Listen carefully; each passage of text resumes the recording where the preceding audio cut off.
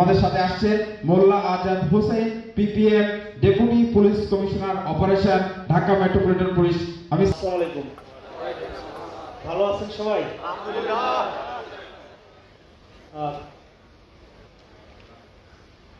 তো আমি একটু অপ্রত্যাশিতভাবে আপনাদের মাঝে এসেছি বোধ হয়। তো তারপরেও সবাই বসেন, যারা দাঁড়িয়ে আছেন বসেন প্লিজ। সারা বাংলাদেশ থেকেই তো এসছে লোকজন। তো একটু এই টিএলসির সাথে আমার যে সম্পর্কের জায়গাটুকু সেটা একটু বলি, তারপরে আমি একটু কথা বলবো। তো আজকে যারা এসছেন বিভিন্ন জায়গা থেকে, বাংলাদেশের প্রত্যন্ত অঞ্চল থেকেও বোধহয় লোকজন এসছেন, সবাইকে এই ঢাকা শহরে স্বাগত জানাচ্ছি।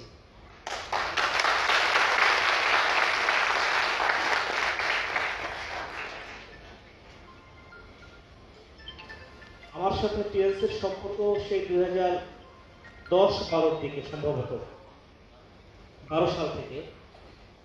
আমার মা অসুস্থ ছিলেন, তো এখানে আছে সাগর রয়,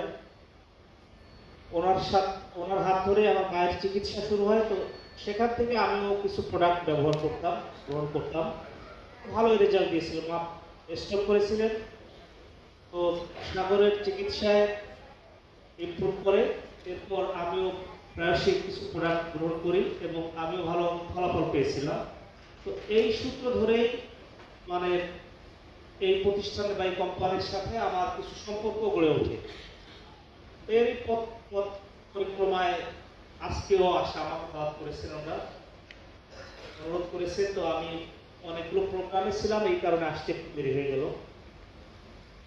তো আপনারা যারা আছেন এই প্রতিষ্ঠানের সাথে, তো আমি দেখি যে কার্যক্রমগুলো ভালোই লাগে। আপনাদের জন্য অনেক সুযোগ সুবিধা তৈরি করে দেন। এই পৃথিবী দেখার যে একটি বড় সুযোগ, এই দেখলাম এই যে সাগর সহ অন্যান্য যারা আছেন, কামরুল সাহেব আছেন, ওনারা বেশ অনেক অনেক দেশ ভ্রমণ করেন। এটি কিন্তু একটি বড় প্রাপ্তি। এই টাকা পয়সা উপার্জন করে মানুষের বড় একটা মানে অনেকেরই সুযোগ হয় না বিদেশে যাওয়ার, বিদেশ দেখার, এই পৃথিবীকে জানার, পৃথিবীকে চেনার। এটি কিন্তু একটি বড় সুযোগ আপনাদের জন্য, আমি যেটা দেখতেছি। আপনারা এখানে আবার সবাই যে সফল কাম হয় তাও কিন্তু না। আপনাদের যে বিভিন্ন পদবি আছে সেই অনুযায়ী যারা কাজ করেন, লেগে থাকেন এটার সাথে, তারা কিন্তু ভালো করেন, আমি দেখেছি। এই জন্য পরিশ্রমী হতে হয়। মানে যারাই পরিশ্রমী তারা কিন্তু খুব ভালো করেছে, জীবনকে আলোকিত করছে। এই কারণে যে পৃথিবী দেখার সুযোগ মানেই হলো নিজেকে আলোকিত করা।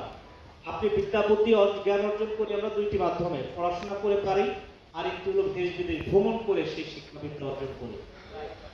আমাদের মানে ইসলামের কিন্তু আছে যে নবীজি বলেছেন, তাই না, যে বিদ্যা অর্জনের জন্য তোমরা শুধু 3 দেশ পর্যন্ত যাও। তো সেই 3 দেশে যাওয়ার জন্য তো আপনাদের বড় সুযোগই আছে।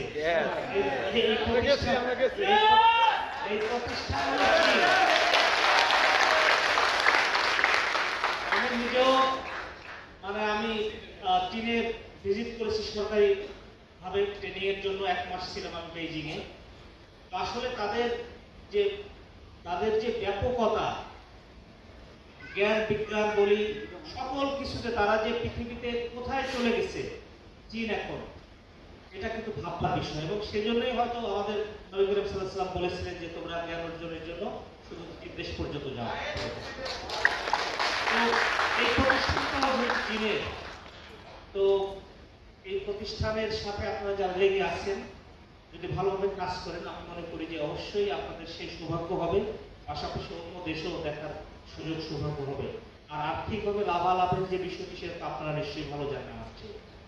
তো আমি শুধু আপনাদের জন্য শুভকামনা রাখছি যে যারা আপনারা জড়িত আছেন এই প্রতিষ্ঠানের সাথে, এই প্রতিষ্ঠান উত্তরোত্তর সাফল্য কামনা করছি, এটার সমৃদ্ধি কামনা করছি। এবং যারা আপনারা এর সাথে আছেন, যারা এটা চিকিৎসায় আছেন, যারা এটা বাণিজ্যিক কার্যক্রমের সাথে আছেন, এবং যারা এটার পেশেন্ট, যারা এই প্রোডাক্টটা গ্রহণ করেন, তাদের সুস্বাস্থ্য কামনা করছি।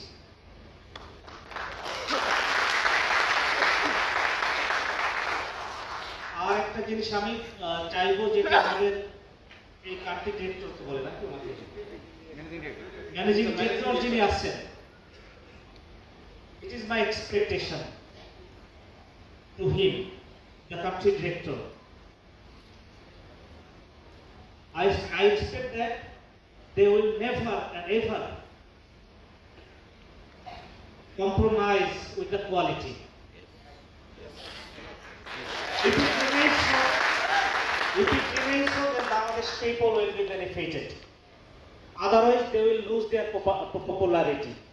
Okay, so it is my expectation they will continue this quality product, and I think they will obviously they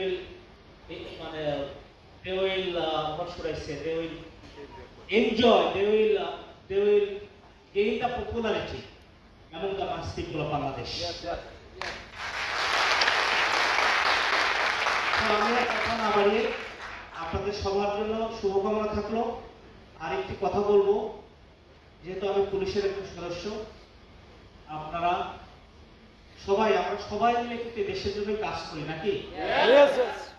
যে যেখানে যেভাবেই আসি না কেন, আপনি এই পেশার সাথে আছেন, আমি পুলিশিং এর সাথে আছি, অন্য একজন ডাক্তার আছে, অন্য একজন ইঞ্জিনিয়ার আছে, একজন কৃষক আছে, সবাই কিন্তু আমরা এই দেশের জন্যই কাজ করি। আমারও সেই ইসলামের রেফারেন্স দিয়ে যে দেশপ্রেম ইমানের অঙ্গ বলেছেন আমাদের নবী করিম সাল্লাল্লাহু আলাইহি ওয়াসাল্লাম, তাই না? আপনি আমি যাই করি না কিন্তু আলটিমেটলি যদি আমাদের এই দেশ ভালো থাকে, এই সরকার, আমাদের এই জনগণ যদি ভালো থাকে, তাহলে আপনি আমি ভালো থাকবো, তাই না? আর যদি আমার দেশ ভালো না থাকে, আপনি আমি যতই চায়না জাপান ভ্রমণ করে আসি, আলটিমেটলি তো আমার দেশে ফিরে আসেন, তাই না? আমাদের প্রবাসী যারা এত কষ্ট করে বিদেশে গিয়ে টাকা উপার্জন করে আসে, তাদের বেশিরভাগ কিন্তু আলটিমেটলি দেশেই ফিরে আসতে হয়, তাই না? এই দেশের টানে, এই মাটির টানে আমাদেরকে ফিরে আসতে হয়। আমি ইতালিতে গিয়েছিলাম একটি ট্রেনিংয়ে, সেখানে নাম না বলি, তো ওই ভদ্রলোকের একটি রেস্টুরেন্ট আছে, সেই রেস্টুরেন্টে আমাদের নিয়ে গেলেন। উনি নিয়ে যাওয়ার পরে আমরা যখন বিলটা, 7 জন অফিসার, আমরা যখন বিল দিতে চাইলাম, তখন বললো যে যদি এইরকম কাজ করেন, এই বিল দিতে চান, এরপর থেকে আপনারা 1 মাস থাকবেন, এরপর থেকে যদি বিল দিতে চান তাহলে আর এই রেস্টুরেন্টে আসবেন না। আর যদি মনে করেন যে রেস্টুরেন্টের মালিক আপনারা আজকে থেকে 1 মাস থাকবেন, আপনারা মালিক, অনেক টাকাওয়ালা মানুষ, যাই হোক এরকম দিন যায় গল্প হয় অনেক। তো একদিন উনি বলতেছিলেন যে ভাই আজাদ ভাই, আমার জীবনের সবচেয়ে বড় ভুলটা কি জানেন? বললো কি ভুল ভাই? বলে যে আমার ওয়াইফ এবং আমার ছেলে মেয়েদের এই দেশে নিয়ে আসাটা আমার জীবনে অনেক বড় ভুল। কেন?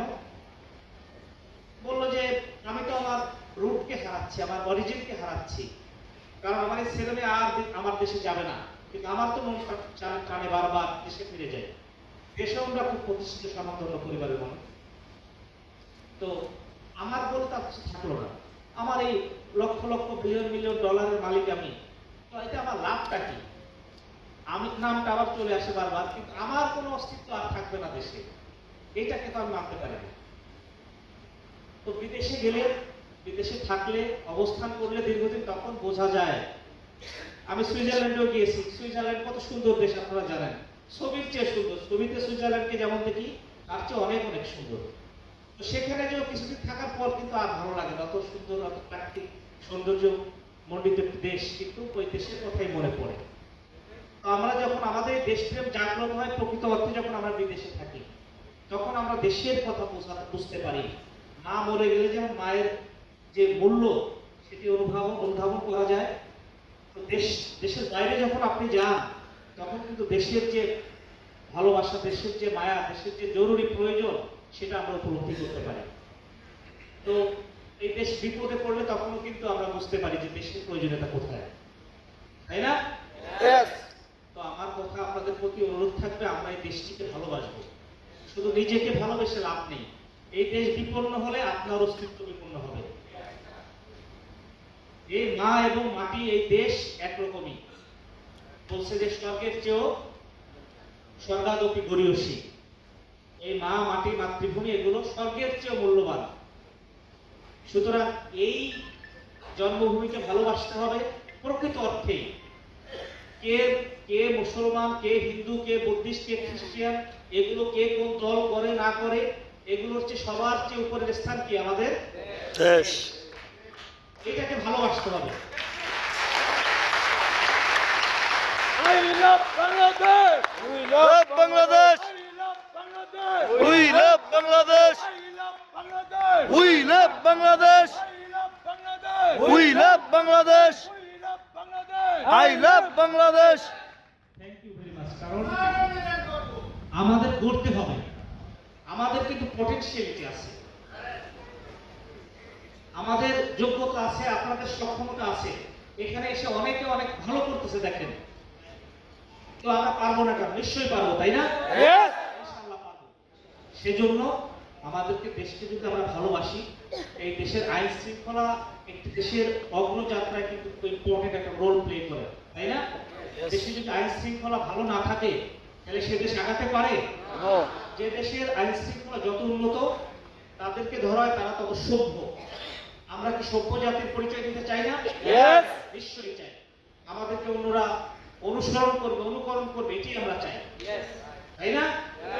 আমাদের কিন্তু যোগ্যতা আছে, আবারও বলছি, আমাদের সাহস, যোগ্যতা, সক্ষমতা সব আছে। আমাদের একটু ঘাটতি আছে, সততার ঘাটতি আছে, Yes. আছে না? আমরা যার যার জায়গায় সততা বলতে কি বুঝি? শুধু ঘুষ খাওয়া সততা না। ঘুষ খাওয়া সততা অসততার একটা জিনিস। আপনাকে কাজে দিলেন, কাজে লাগালেন, 4 ঘন্টা আপনি একজন শ্রমিক, 4 ঘন্টা কাজ করার কথা আছে, আপনি 4 ঘন্টা কাজে ফাঁকি দিলেন। আমি সরকারি কর্মচারী, আমি 9টায় অফিসে আসার কথা, আমি 12টায় অফিসে আসলাম, তাই না?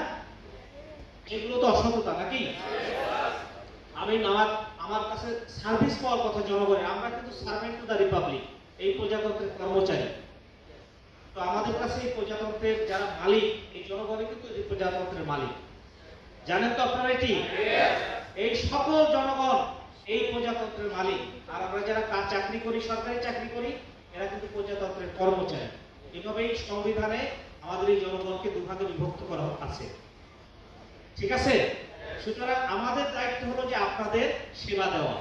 অনুরূপভাবে আপনাদেরও দায়িত্ব আছে, সংবিধানেই বলে দেওয়া আছে 21 আর্টিকেলে, যে এই জনগণ আবার কি করবে? রাষ্ট্রের আইন কানুন মেনে চলবে, তাই না? Yes. আপনারা দেখেন না, ওই যে রেলগাড়িতে লেখা থাকে ইহা রাষ্ট্রীয় সম্পদ, ইহার রক্ষণাবেক্ষণের দায়িত্ব আপনার। দেখছেন? এটা কিন্তু কনস্টিটিউশনাল অব্লিগেশন, সাংবিধানিক বাধ্যবাধকতা এটি। এই জন্য ওখানে লিখে দেওয়া আছে। সুতরাং এই যে রাষ্ট্রের কোনো অনাচার করা যাবে না, রাষ্ট্রের শৃঙ্খলা ভঙ্গ করা যাবে না, রাষ্ট্রের কোনো কিছু ব্যাঘাত করা যাবে না, এটিও কিন্তু আপনার আবার পাশাপাশি দায়িত্ব। আর তাই যদি আপনি করেন, সেক্ষেত্রে আইনের কেমন প্রয়োগ করবো আমরা? আপনারাই জনগণ রাষ্ট্রের মালিক, আপনারাই যারা জনগণ রাষ্ট্রের সবকিছু। এই আপনাদের মাধ্যমে, প্রতিনিধির মাধ্যমে রাষ্ট্র পরিচালিত হয়, তাই না? আপনারা প্রতিনিধি নির্বাচন করবেন ইলেকশনের মাধ্যমে, সেই প্রতিনিধিরা রাষ্ট্র চালনা করবে, আর আমরা তাদেরকে সহায়তা করব। কিন্তু এই যে কথা আছে, যদি আপনারা অথবা সেই যারা আপনাদের রিপ্রেজেন্টেটিভ, ওরা যদি সেটি ভায়োলেট করে, তখন আমাদের আবার আইনের আওতায় তাদেরকে আনতে হয়। স্বাভাবিক নাগরিক যিনি ভালো, রাষ্ট্রের প্রতি লয়াল, রাষ্ট্রের আইন কানুন মেনে চলেন, তাকে তো আমরা আইনের আওতায় আনতে পারি না, করবো না, সেটি করা উচিত না। তো আমরা এখন এই পরিবর্তিত পরিস্থিতিতে আমরা চাই, রাষ্ট্রের অনেক ক্ষতি হয়ে গেছে, আপনারা দেখছেন দীর্ঘ সময় নানা অনিয়ম, অবিচারের কারণে, অন্যায়ের কারণে, জুলুমের কারণে আমাদের রাষ্ট্র কিন্তু আমরা নিজেরাই ক্ষতিগ্রস্ত করেছি, তাই না? সেটি আর করতে দেওয়া যাবে না, করা উচিত না। আমি মনে করি যে আমরা সম্মিলিতভাবে যদি কাজ করি, আমাদের ভেদাভেদগুলো ভুলে যাওয়া উচিত। দলে দলে ভেদাভেদ, ধর্মে ধর্মে ভেদাভেদ, গোত্রে গোত্রে ভেদাভেদ, অঞ্চলে অঞ্চলে ভেদাভেদ, এটি যদি আমরা ভুলতে পারি, তাইলে কিন্তু আমরা একটি স্বপ্নের যে সোনার বাংলাদেশ আমরা বিনির্মাণের আমাদের সকল, আমি শ্রদ্ধা জানাই এই পর্যন্ত যারা আমাদের দেশের জন্য অবদান রেখেছেন, সবার প্রতি আমার শ্রদ্ধা, আমাদের সবার শ্রদ্ধা, তাই না? এবং এই দেশ মাতৃকার জন্য যারা জীবন স্যাক্রিফাইস করেছেন, তাদের সবার প্রতি আমাদের শ্রদ্ধা থাকা উচিত। এই যে বিপ্লব বলেন, আমাদের স্বাধীনতা সংগ্রাম থেকে আমাদের আজ পর্যন্ত যে সকল শহীদ হয়েছে, এরা কিন্তু দেশকে ভালোবেসেই শহীদ হয়েছে, নাকি? Yes. সুতরাং তাদের সেই শহীদদের রক্ত যেন বৃথা না যায়, আমাদের সেই জায়গায় অনড় থাকা উচিত। দেখেন যে তারা অকাতরে জীবন বিলিয়ে দিয়েছেন, তাই না? Yes. চেয়েছেন কি একটি ভালো বাংলাদেশ, মর্যাদা সম্পন্ন বাংলাদেশ। আপনারা যারা বিদেশ গিয়েছেন দেখবেন যে বিমানবন্দরগুলোতে আমাদের জন্য ভিন্ন সারি থাকে। দেখছেন তো এয়ারপোর্টে যে লেখা থাকে যে only the Americans, the Europeans, এই করে লেখা থাকে, আমাদের শাড়িটা সবার পিছনে থাকে। বুঝছেন? তাহলে আপনার আমার মর্যাদা কোথায়? মর্যাদা ওইভাবেই কিন্তু নির্ধারিত হয় যে আপনার দেশের মর্যাদা যেখানে, আপনার আমার মর্যাদা সেখানে সেখানে। সুতরাং এই শেষ সারিতে আমাদের অবস্থান হোক, এটি কি আমরা চাই? না। আমরা কেন আমেরিকানদের উপরে যেতে পারবো না? পারার সক্ষমতা আছে না আমাদের? আছে। অবশ্যই ইনশাআল্লাহ। তো আমি মনে করি আমরা সম্মিলিত ভাবে যদি কাজ করি, আমরা ক্ষুদ্র পরিসরে চিন্তা করব যে কাইজেন একটা থিওরি আছে, জাপানের একটা থিওরি। তো সেটি হলো যে ক্ষুদ্র ক্ষুদ্র পরিসরে ভেবে বড় ভালো কিছু অ্যাচিভ করা। তো আপনারা যে টিএনসি কাজ করছেন, আমি পুলিশে কাজ করছি, আপনি পুরো বাংলাদেশটাকে পাল্টে দিতে পারবেন না। আপনি টিএনস কে চেঞ্জ করে দিতে পারবেন, আপনার পরিবারকে চেঞ্জ করতে পারবেন, তাই না? আপনি যদি টিএনস কে পরিবর্তন করেন, আমি যদি পুলিশকে পরিবর্তন করি, একজন ইঞ্জিনিয়ার সাহেব যদি ইঞ্জিনিয়ারিং সেকশনকে পরিবর্তন করে দেয় সততা নিষ্ঠা কর্তব্য নিষ্ঠায়, তাহলে আমাদের সম্মিলিত প্রয়াসে কি হবে? বাংলাদেশ পরিবর্তিত হয়ে যাবে, তাই তো? তো আমি আর কথা না বাড়িয়ে আমি আপনাদের সবার কাছে অনুরোধ করব, যে যেখানে আছেন, আমি পুলিশে আছি, আমি পুলিশকে ভালোবাসবো, আমি পুলিশের স্টাফে কাজ করবো, এটি স্বাভাবিক। আপনি টিএলসে আছেন, you work for the betterment of TLS, you work together. ঠিক আছে? আবার আরেকজন যেখানে আছে সে সেখানে কাজ করবে। এইভাবে আমরা বাংলাদেশকে গড়তে চাই এবং আমাদের বর্তমান সরকার দেশের ভালোর জন্য কাজ করে যাচ্ছেন। সামনে একটি নির্বাচন ফেব্রুয়ারিতে, এই নির্বাচনে আমরা গণতান্ত্রিক প্রক্রিয়ায় সুন্দরভাবে আমাদের যে পার্টিসিপেশন থাকে সেখানে আমরা অংশ করব, কাজ করব। যার যে কাজ আছে, আমাকে সরকার এই নির্বাচনে যে দায়িত্ব দেয় আমি সেই দায়িত্ব পালন করবো। এখানে হয়তো অনেকে আছেন যারা এই দায়িত্ব পালনে থাকবেন, এখানে অনেকেই না, সবারই ভূমিকা আছে, আছে না? Yes. আপনারা যারা ভোটার তাদেরও ভূমিকা আছে। এই ভোট প্রক্রিয়াকে স্বচ্ছ করার জন্য, যোগ্য প্রার্থীকে নির্বাচন করার জন্য আপনাদের দায়িত্ব আছে। এটি আমাদের গণতান্ত্রিক প্রক্রিয়াকে এগিয়ে নিয়ে যাবে এবং আমাদের দেশটিকে যে সম্ভাবনার বাংলাদেশ, সেই বাংলাদেশ থেকে এগিয়ে নিয়ে যাবে। তো আমি আর কথা না বাড়িয়ে আপনাদের সবার সুস্বাস্থ্য, সুন্দর এবং নিরাপদ জীবন কামনা করে এই টিএলসির এই যে অগ্রযাত্রা সেটি অব্যাহত থাকুক। টিএলস বিশ্ব মানবতার জন্য, TLS will work for the betterment of the whole humanity. সেই মানবতার কাজ করবে। আমরা সবাই মানুষ, আমাদের এই বড় পরিচয় নিয়ে আমরা সবাই বেঁচে থাকতে চাই। তো সেভাবেই আমরা সবাই কাজ করব এবং সর্বোপরি এই বিশ্ব মানবতা এবং আমাদের বাংলাদেশের উন্নতি এবং সমৃদ্ধির জন্য আমরা সবাই মিলে কাজ করব, সকল ভেদাভেদ ভুলে। আমাদের ভেদাভেদগুলো ভুলতে হবে, আমাদের মধ্যে যে লিমিটেশনস আছে, সীমাবদ্ধতা, সংকীর্ণতা আছে, এটি ভুলে আমরা কাজ করে বাংলাদেশকে এগিয়ে নিয়ে যাব। আমি সবার কাছে সেই প্রত্যাশা রেখে আমি আমার বক্তব্য শেষ করছি। আর আমার জন্য দোয়া করবেন। ধন্যবাদ সবাইকে। ধন্যবাদ।